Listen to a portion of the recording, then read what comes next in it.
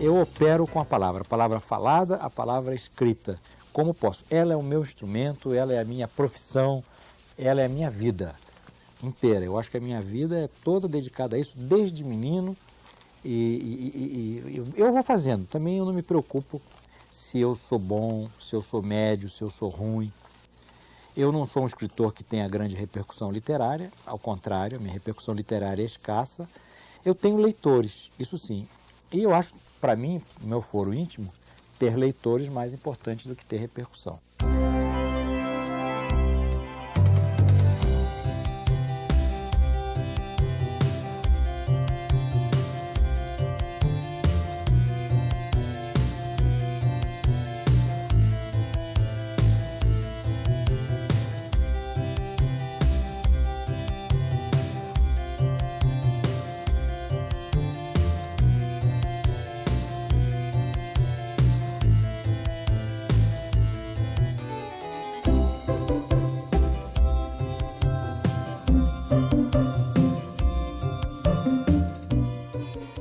Eu sou uma pessoa muito aprendiz, sempre. E, ao mesmo tempo, isso é um defeito meu também, porque eu não me concentro numa certa especialidade. Eu posso dizer que, como escritor, eu sou cronista. Eu tenho 5 livros de crônicas, mais de 5.000 e tantas crônicas escritas nesses anos todos. Então, eu poderia me intitular modestamente cronista. No entanto, o que eu faço, que me parece de melhor qualidade, é a minha poesia, que é uma poesia que é muito lenta. Eu tenho um livro de poesia, e em preparação outra, extremamente caprichada do ponto de vista do uso das palavras. Eu estou tentando um caminho que eu chamo de parnasianismo pós-moderno.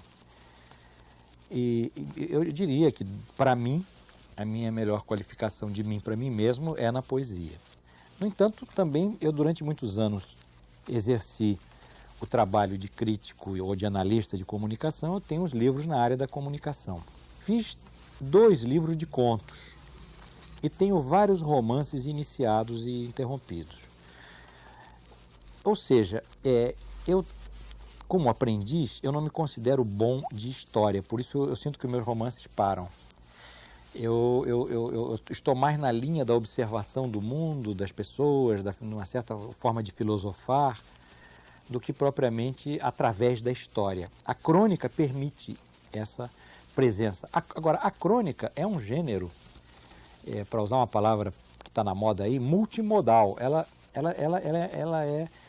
é ensaio, ela é insight, sem trocadilho, né? Psicológico. Ela é poesia em prosa, pode ser poesia em prosa. A crônica é registro cronológico. A crônica pode conter o mini-conto. O Fernando Sabino escreveu durante anos crônicas nos jornais, excelentes, a contar casos. O Carlos Eduardo Novaes é um cronista que contava, em geral, casos, muito divertidos, inclusive, ou seja, simulava situações. Há outros cronistas, na linha que eu me incluo, como Álvaro Moreira ou Rubem Braga. Eu me incluo como aprendiz deles, porque eles são os mestres desse caminho. Esses outros cronistas são cronistas que olham o mundo com um olhar especial, com um olhar poético, com um olhar com um olhar pelo verso, né? Tanto que a palavra verso quer dizer o outro lado. O poeta é o que vê o verso. Ele vê o outro lado do que as pessoas veem. É um olhar próprio, né?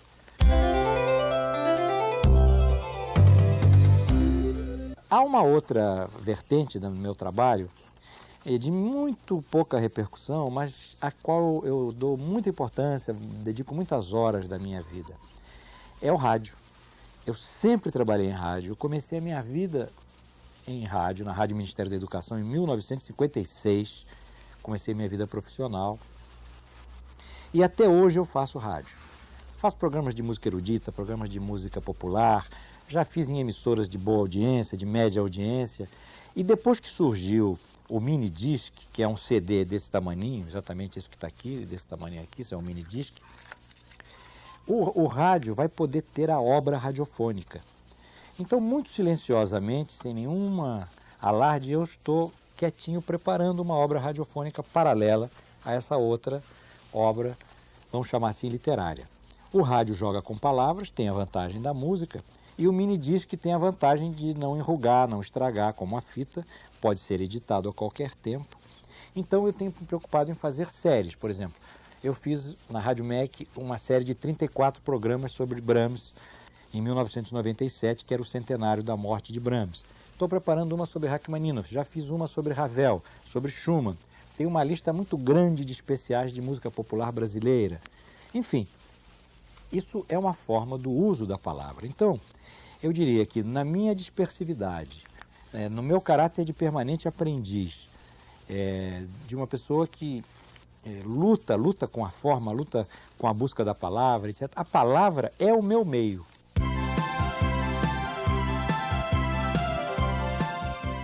Eu tive uma infância silenciosa, tristonha e tímida.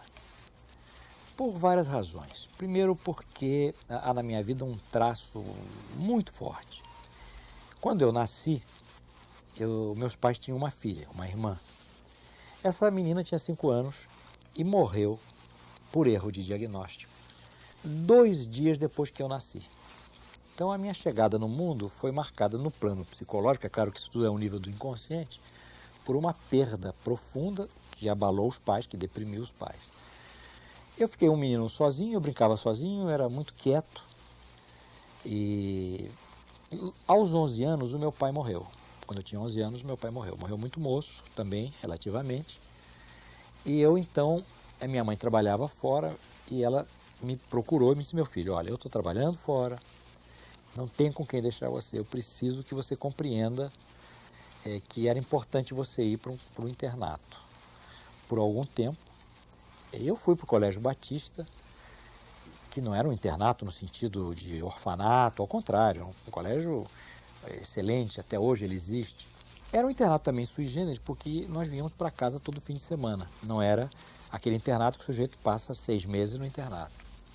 Então, muito menino, eu fui obrigado, no internato, a viver uma realidade diferente daquela do menino que havia ficado filho único, sem excessos de cuidado, mas com muitos cuidados, uma espécie de imperador da casa. E eu fui aprender a compartilhar, a dividir, a levar tapa e a dar tapa, a me defender, a ser humano, enfim. E ao mesmo tempo a viver, às vezes, a minha solidão. Eu vivia as minhas solidões. Tanto que eu escrevia já com 12 anos. A minha mãe guardou, eu tenho até hoje os cadernos das minhas poesias dos 12 anos, de reflexões que eu fazia e tudo mais. Eu fui, portanto, um menino cercado de uma certa solidão, porque eu era filho único, mas eu nunca fui infeliz. Eu nunca me senti infeliz. Eu tinha muito amor dos meus pais, principalmente depois que meu pai morreu, da minha mãe, que foi uma mulher notável, valorosa, e tudo era muito combinado comigo, não me foi imposto, nem o internato, o que me obrigou também a uma compreensão precoce das coisas. No mais, fui um menino como os outros, todos aqueles que brincavam, joguei futebol. Eu fui ficar mais solto quando fiquei rapaz. Aí eu saí do internato, fui para o Colégio Andrews, com 15 anos. Aí, segundo a minha mãe dizia, segundo ela, eu floresci, porque eu era muito quieto mesmo. Eu era quieto, tímido, e segundo a minha mãe, eu de repente mudei. Deve ter sido uma compensação um pouco maníaca daqueles anos em que eu fiquei guardado, porque eu fui um rapaz esfuziante, joguei voleibol no Fluminense e brincava, e aí foi um período assim mais solto. Nós tínhamos um grupo, nós gostávamos de penetrar nas festas, enfim, todas aquelas inocentes alegrias dos anos 50, que foram anos radiosos no Rio de Janeiro também e que permitiam uma juventude inesquecível. Das travessuras, digamos assim, dessa época, nós tínhamos o pegar o bonde andando e saltar do bonde andando. Era o máximo da malandragem, da chinfra da juventude da época, da rapaziada, você pegar o bonde andando e saltar do bonde andando. Realmente era perigosíssimo. Os pais viviam com pavor disso. Mas todos nós pegávamos o bonde andando e saltávamos do bonde andando. E a grande chinfra era saltar de costas, ou seja, na direção, com o corpo virado na direção inversa que estava o bonde. Eu me espatifei a primeira vez, depois só saltei de frente. O jornalista quase nunca pode viver de um só salário. Hoje há uns jornalistas muito bem pagos. Mas o jornalista médio sempre tem que fazer um bico aqui e ali, porque as empresas, elas pagam o suficiente para você não sair delas, não poder abandonar aquele emprego, mas alguns graus abaixo da sua necessidade. Então, o jornalista vive de fazer... houve uma época que eu dizia que eu escrevo para fora, né? Assim como no passado, quando se perguntava, sua mãe o que faz? Minha mãe costura para fora. Então eu dizia para os meus filhos, olha, se perguntarem o que o seu pai faz, meu pai escreve para fora.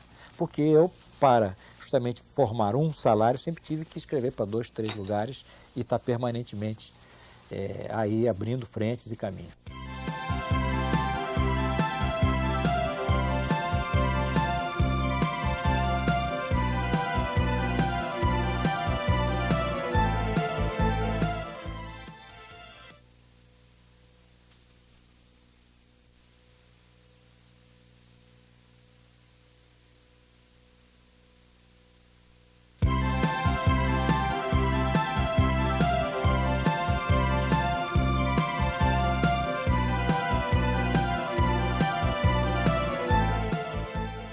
Normalmente, ou habitualmente, o escritor é mais um especialista em literatura. Eu nunca fui bom aluno quando era menino, lastimo profundamente não ter sido bom aluno, e sempre fui uma pessoa que devaneou. Quando eu era criança, as professoras diziam, o seu filho, para minha mãe, seu filho é muito bonzinho, porque eu era muito quieto, mas ele não presta atenção. Aquilo me dava uma certa raiva, porque as professoras, eu acho que eu era uma criança assim, bem inexpressiva, e eu acho que as professoras diziam aquilo porque não tinham outra coisa para dizer a meu respeito.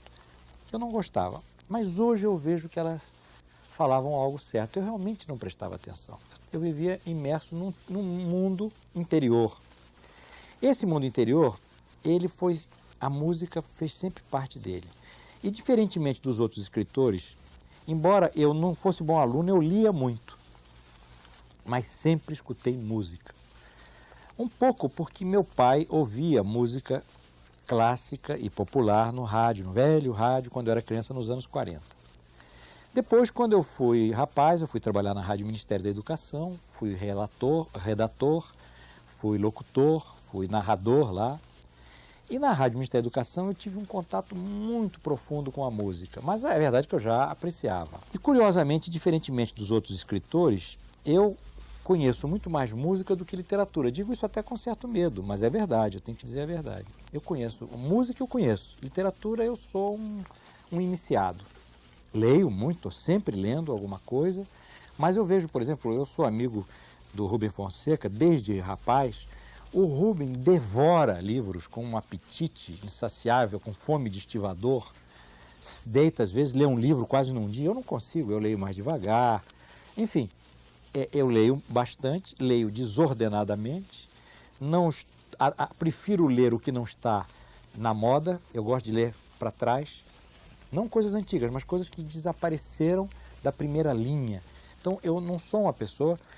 lado a lado com o pensamento literário contemporâneo. Não. Em compensação, eu estou muito mais no sebo do que na livraria. A música é o meu alimento, é a minha vida. Eu não faço nada sem música. Eu escrevo com música, ouço música o dia inteiro. Eu durmo com o radinho ligado. E tudo isso faz parte de um universo que me retira do real e me põe dentro de mim mesmo. E por outro lado, a política me repõe no real, com todas as suas regras, com todas as suas cruezas. Então essa peripécia, não é, de uma subjetividade e de uma objetividade, ambas gritando em confronto dentro, elas formam um conjunto dentro de mim que, a meu ver, é o que me leva à escrita.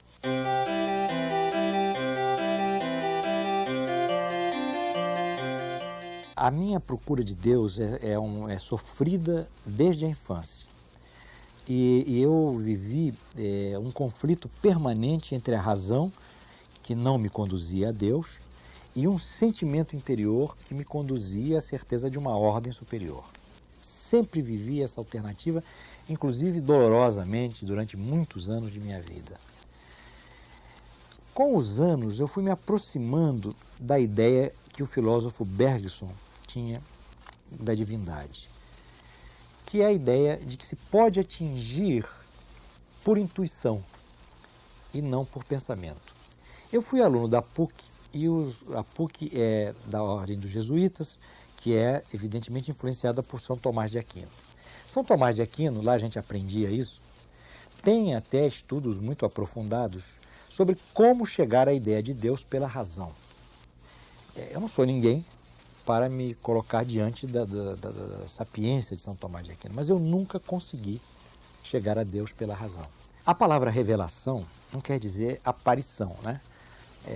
Agora ela ganhou até um outro conotativo, né? Revelação do ano, né? Como se fosse algo que aparece. Revelação quer dizer quer dizer de novo, velação. Velar é tapar. Essa é uma captação notável que a religião fez. O que nós temos de Deus é uma revelação, ou seja, a nossa mente às vezes atinge por instantes, por segundos, numa fagulha, ela atinge a possibilidade de uma dimensão superior. Mas imediatamente ela se vela, porque não foi dado a ela conhecer. Esse é o sentido profundo da revelação. O sentido da revelação não é o sentido da aparição. Isso seria a diafania, algo que aparece, que surge. Esse sentido da revelação eu por vezes tenho. E quando consigo, ele é de uma geração de energia interna, de uma pacificação, mas logo se vela. É um instante de contato com o mistério que de repente se fecha. Eu faço orações, porque eu acho que a oração é uma oração muito minha, muito pessoal. A oração é um modo de expandir no universo vibrações positivas, de se falar para uma instância superior a nós. Enfim, ela tem alcances que a gente mesmo não sabe. Ao mesmo tempo ela é pacificadora. O que me faz realmente me aproximar dessa fé geral, assim, é o fato do mundo existir. Quer dizer, o fato de que existe significa uma ordem fora de nós, porque nós não seríamos capazes de criá-lo. Isso então me traz uma compensação a todas as angústias quando a ideia de Deus me escapa. Eu tenho uma crônica em que eu digo que o meu problema não é saber se Deus existe, é Deus saber que eu existo, porque então eu estarei com essa proteção cósmica definitiva.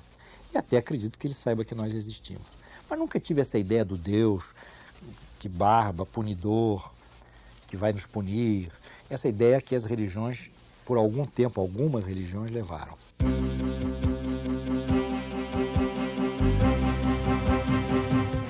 Eu sou uma pessoa que passo para as demais signos bastante diversificados. E isso nem sempre é bom para a ideia que as pessoas possam fazer de mim. Alguns veem o político, outros a pessoa, outros o escritor. A deusa da política é inimiga da deusa da literatura. São duas deusas que brigam entre si, porque ambas querem a nossa alma e a nossa entrega por inteiro. Então, essa briga das deusas nos pune severamente. E essa confusão de signos que eventualmente eu possa passar para as pessoas, ou porque me vem às vezes numa luta política e de repente eu estou escrevendo um texto que não tem nada a ver com aquilo, uma crônica pejada de sentimentos, por exemplo, isso confunde um pouco as pessoas e às vezes eu percebo que elas se sentem um pouco inseguras em relação à imagem que vão ter a meu respeito. Por outro lado, eu sou assim, polimorfo, sou assim dispersivo, infelizmente ou felizmente, não sei, e eu faço a política como dever, a literatura como prazer. Então, ainda tem o fato de eu ter sido levado a viver o pseudônimo. Eu incorporei de tal maneira o Arthur da Távola que outras pessoas que, por exemplo, me conheceram antes do pseudônimo encontram o Paulo Alberto, amigo delas. Isso é complicado também. Eu acho que com os anos eu consegui juntar tudo isso no meu todo, no que eu sou, gradativamente. Eu até brinco dizendo que eu sou um caso de esquizofrenia bem resolvido, espero.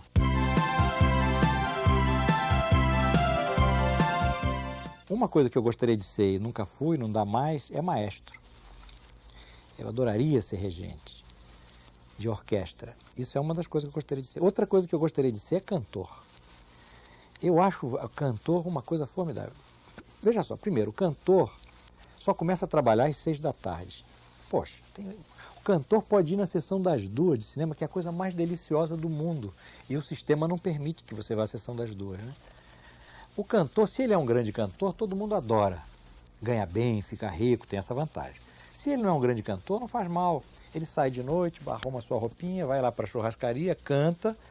Quando ele acaba de cantar, se a gente olhar, ele está lá num cantinho, ganhou um bife. Então, garante o jantar. Eu tinha também guardado uma vocação de médico que eu nunca realizei. Eu, se fosse médico, evidentemente, seria talvez psiquiatra ou analista. Essa é uma frustraçãozinha dentre as várias que a gente vai acumulando. Eu gostaria de ter sido um grande atleta. Eu fui atleta, joguei voleibol no Fluminense. Quando era rapaz, jogava futebol. Mas nunca fui, eu sempre fui assim do segundo time e tal. Eu acho muito bonito o trabalho do esporte. Mas o que eu gostaria mesmo de ser, se pudesse sintetizar numa só palavra, é maestro. Isso é. O cantor eu vou pedir para a próxima encarnação. Nessa eu poderia ter sido regente e seria muito feliz se fosse regente.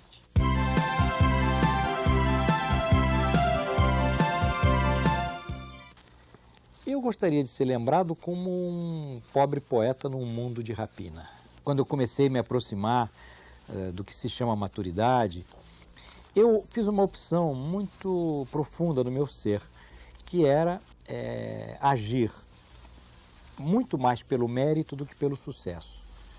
Então, a partir daí, eu tenho feito sempre nessa linha. Até uns 35, 40 anos, esse bicho homem é muito tocado ainda pela ideia do êxito, do sucesso. Isso é muito importante, e é importante, porque traz energias novas, renovadoras, eu não nego a importância. Agora, num momento da vida, descobre-se que o sucesso tem regras, às vezes, de certa maneira, superficiais e fáceis de se, digamos, aprimorar. E ele é enganoso. Então, a pessoa faz consigo um balanço, naquela época do balanço da própria existência.